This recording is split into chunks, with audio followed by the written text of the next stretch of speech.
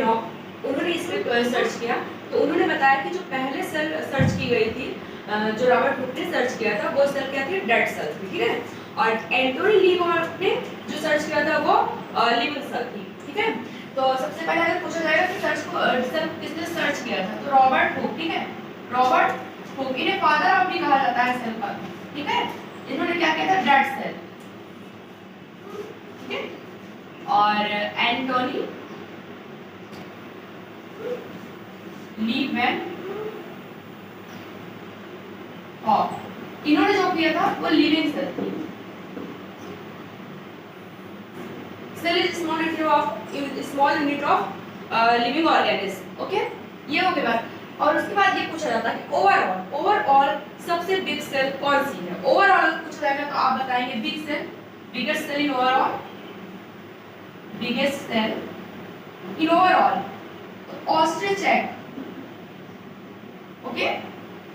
ये ओवरऑल पूछा जाएगा। और स्मॉलेस्ट सेल पूछा जाएगा तो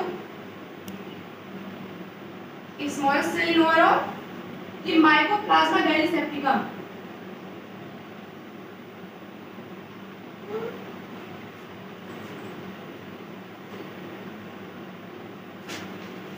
ये ओवरऑल पूछा जाएगा। लेकिन in human biggest cell in human,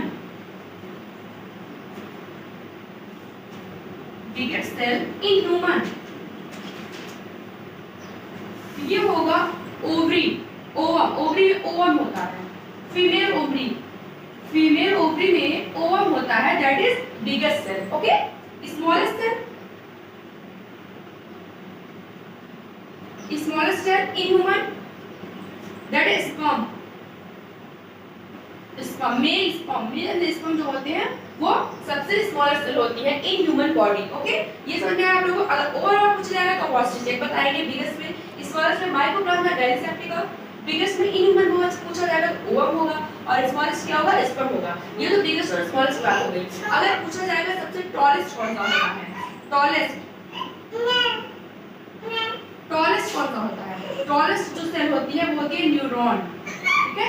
neuron जो होती है, जो हमारे स्पाइनल कॉर्ड होता है, वो क्या होता है? टॉलेस्ट सेल होती है, वहां की न्यूरॉन है, ठीक है। और नेक्स्ट सबसे ज्यादा सेल डिवीजन कहां होता है? हां ठीक है, सबसे ज्यादा सेल डिवीजन कहां होता है?